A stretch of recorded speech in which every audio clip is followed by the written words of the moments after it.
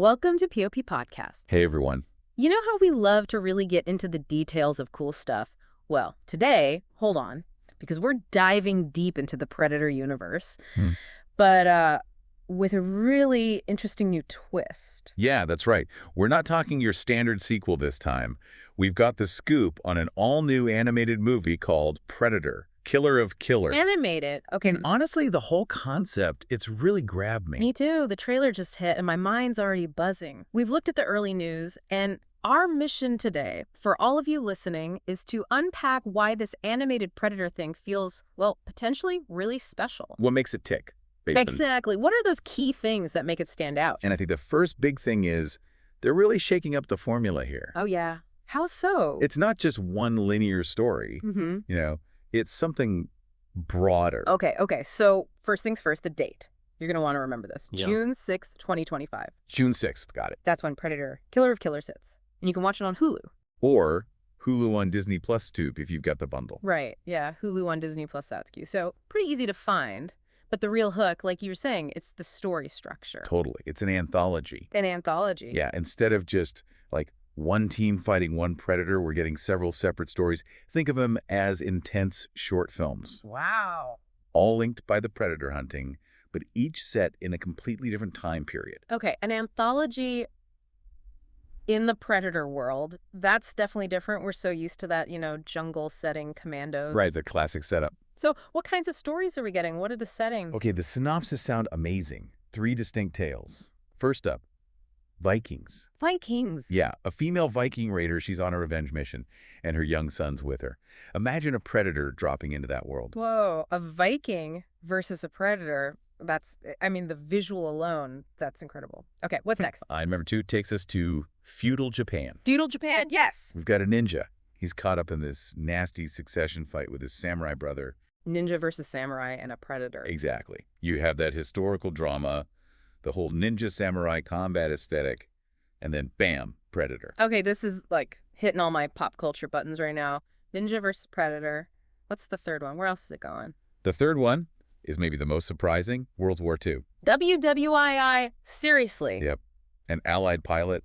He's resisting some kind of, the description says, otherworldly threat to the Allied forces. A predator mixed up in World War II, maybe aerial combat? Could be. Imagine dogfights, but one of the targets isn't human.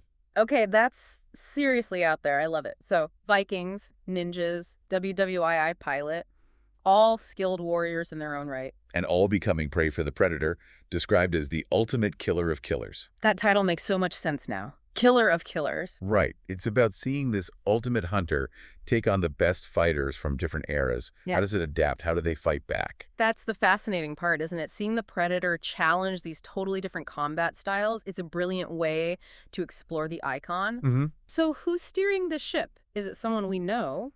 It absolutely is. Dan Trachtenberg. Ah, yes. From Prey. Exactly. He directed Prey, which was, let's be honest, fantastic. That Comanche warrior versus predator story in the 1700s. So good. Prey was amazing. It totally revitalized things, showed you could do something fresh and historical with Predator. Right. It was critically acclaimed. Yeah. Fans loved it. So it makes total sense. He's back. So how did this anthology idea come about? Was it always the plan after Prey? Well, seems like after Prey hit big, Trachtenberg and the studio, 20th Century Studios, they didn't just want to do a direct sequel. Okay. Steve Asbell from the studio mentioned Trachtenberg came up with these, quote, crazy but really cool ideas. The core question was basically, what if we just put a predator in different cool historical periods? That's a great starting point, like a historical what-if with predators. A total creative playground for the lore. And it sounds like Trachtenberg has a specific vibe in mind for the animation. Oh, yeah. He mentioned wanting to capture that hard R, crazy carnage the movies are known for. Hard R carnage. But in animation. So, expect it to be intense, Yeah. visually striking, probably pretty graphic. Animated, R-rated predator carnage. Okay, that's unexpected but exciting. Now, I heard this isn't the only Predator thing Trachtenberg is working on. That's right. It's pretty interesting. This animated movie was developed kind of in parallel with a new live-action Predator film. Live action, too. Yeah, starring Elle Fanning. Trachtenberg is directing that one, too. They've apparently already finished filming it in New Zealand. Wow, okay. And that one's set for a theatrical release next year. So this animated anthology isn't just some random side project. It feels like part of a bigger strategy for the franchise, all under Trachtenberg. Exactly. It suggests they're really thinking about how to expand the universe, tell different kinds of stories, maybe reach different audiences too. And animation lets you do things visually that are maybe harder or just different in live action. For sure, especially when you hear about the visual style they're going for. Oh yeah, what's the inspiration? Get this. Trachtenberg said the visual inspiration is Netflix's Arcane. Arcane! Seriously? The League of Legends show. That's the one. Critically acclaimed, absolutely gorgeous animation. Wow, okay, that sets the bar incredibly high. Arcane style was breathtaking. The detail, the movement. Right. If Killer of Killers looks anything like that, we're in for a treat. That's a massive comparison to make. And here's the kicker. Apparently, some of the actual artists and technicians who worked on Arcane are involved with this Predator movie, too. No way. They got some of their Arcane crew. Seems like it. Which really signals the level of visual quality they're aiming for. Okay, all right. My excitement just jumped up like 10 notches. Anthology format clever, historical settings inspired, Trachtenberg back perfect, and now Arcane-inspired visuals with some of the same talent. This is way more ambitious than I first thought. What part of this whole announcement gets you most excited? For me, I think it's just the creative swing they're taking. Reimagining Predator in these historical contexts, doing it with this high-end animation style. Yeah. It's bold. Yeah. It shows they're not afraid to experiment. And that Viking story. Man, that just sounds so fresh. I'm right there with you. That clash of worlds, Viking brutality meets Predator tech. It's just... Yes, please. Totally. And animation lets them really go wild with the action, the creature design, maybe in ways live action can't quite capture. Yeah, absolutely. You know, listening to all this has got me seriously hyped. Same here. And hey, if you listening are feeling hyped too about this Predator Killer of Killers deep dive, do us a solid. Hit that like button, maybe subscribe. Yeah, let us know you're enjoying it. We've got lots more coming up. We definitely do. Okay, we'll be right back after a quick pause. All right, we're back. So just to kind of wrap things up on Predator, Killer of Killers, let's quickly recap the big takeaways. Right, so key things. Animated anthology movie. Yep. Coming June 6, 2025 to Hulu and Hulu on Disney Plus Play. 3 stories. Vikings, feudal Japan, World War II.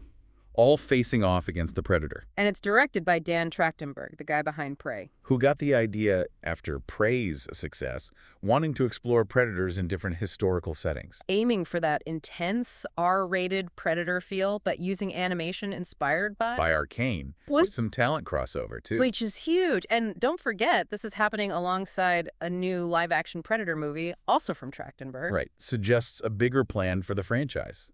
Expanding the universe. This anthology format just feels like such a great way to explore the Predator, you know, different settings, different types of warriors. Totally. It lets each story focus on its unique setup, its unique prey. It could really add new layers to the Predator itself. See how it operates differently in each scenario. Exactly. Does it change tactics? Does its core nature shine through regardless? So as we're waiting for June 6th next year, here's something to think about for everyone listening. Which of these fights are you most excited to see?